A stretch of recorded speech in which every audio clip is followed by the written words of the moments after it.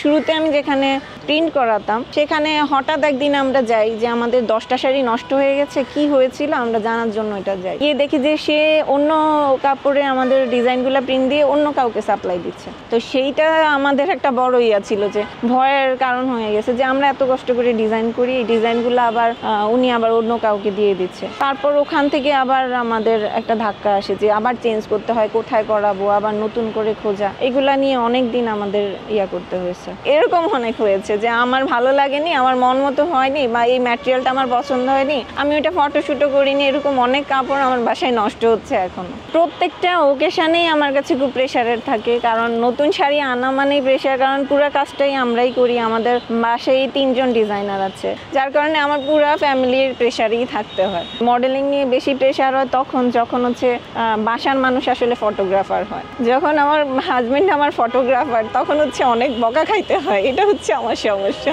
যেমন অনেক সময় আমার মুড থাকে না কাজ করার, ওকে বকা দিই, ও আমি কেন সময় নষ্ট করছি এজন্য বকা খাই, কারণ হচ্ছে ও জব করে, ও জব করার পর সপ্তাহে 2 দিন ওর বন্ধ থাকে, তখন এই 2টা দিন ও আমাকে সময় দেয়। একটা ডিজাইন পুরোপুরি কমপ্লিট করতে তো অনেক সময় লাগে, সেটা আসলে আমি কতটুকু সময় দিচ্ছি সেটার উপর ডিপেন্ড করে। একটা ডিজাইন করতে 2-3 দিন তো সময় লাগে। যখন হ্যান্ড পেইন্ট করতাম তখন কপি ওয়ার্ক হতো, এখন ডিজিটাল প্রিন্ট করার কারণে কপি ওয়ার্কটা ওরা সচরাচর করতে পারে না, কারণ ওরা আমার চিন্তা ভাবনা তো কোত্থেকে আমি নিছি, কিভাবে আঁকছি, কোত্থেকে আমি ডিজাইনগুলা মোটিভেটেড হয়েছি, ওইটা সবাই আসলে নিতে পারে না, যার কারণে ভিন্নতার কারণে আমার এখন আর কাজ কপি হয় না, পারবে না আসলে অ্যাকচুয়ালি কপি করতে।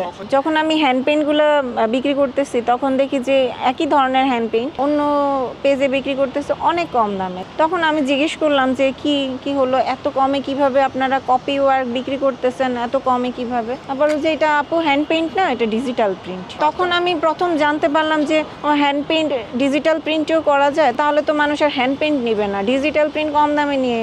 সেই থেকেই আমি আস্তে আস্তে ডিজিটালি মুভ করি আর কি। আমার যখন শুরু করেছি তখন দেখি যে অনেকেই হ্যান্ড পেইন্ট করতেছে কম দামে, আমি হ্যান্ড পেইন্টের যে ফিলটা সেটাই পাচ্ছি, তাহলে আমি হ্যান্ড পেইন্ট কি জন্য নিব? আমি আমার হ্যান্ড পেইন্টগুলোকে আমি ডিজিটাল আনার চেষ্টা করতেছিলাম। ডিজিটাল প্রিন্ট যখন শুরু করলাম তখন কি করব বুঝতেই পারছিলাম না, অনেক স্ট্রাগল ছিল। 6 মাস 1 বছর ধরে আমরা এটার পিছনে স্ট্রাগল করেছি যে হ্যান্ড পেইন্ট শাড়িটাকে কিভাবে মানে ডিজিটাল প্রিন্টে করব। একটা সময় আস্তে আস্তে আমরা ম্যাটেরিয়াল পেলাম, সবকিছু পাওয়ার পর আমরা শাড়িতে কিভাবে ফুটাবো পেইন্টিংগুলোকে, এবং অন্যান্য অনেক ডিজাইন আমরা নিতে হয়েছে। সবাই সব ধরনের ডিজাইন পছন্দ করে না, মার্কেট যাচাই করা, সবকিছু মিলে অনেক দিন আমাদের এই শাড়িগুলোর পিছনে আমাদের স্ট্রাগল করতে হয়েছে।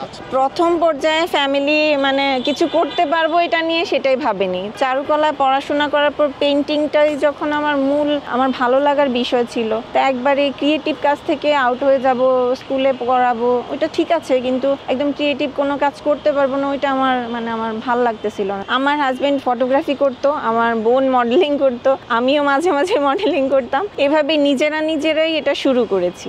এখন মোটামুটি আমার অনেক সেল হয়। রিসেন্ট একটা কাজ এসেছে, প্রায় 200 শাড়ি পাঞ্জাবি এরকম আমার কাজ এসেছে। যেহেতু ডিজাইনের ব্যতিক্রম ধর্মিতার কারণে আমার শুরু থেকেই শাড়ি, যখন আমি শুরু করেছি তখন থেকেই আমার শাড়ি সেল হতো। অর্ডার ক্যান্সেল নিয়ে আমার সেরকম কোনো হ্যাসেল হয়নি, বেশিরভাগ অর্ডারই আমার কনফার্ম হতো এবং ওরা মানুষ পছন্দ করে নিত, এবং একজন নেয়ার পর অনেকেই আছে যে গিফট হিসেবে বারবার নিতে যায়। এজন্য আমার ক্যান্সেল হওয়ার বিষয়টা খুব কম আসে আমার।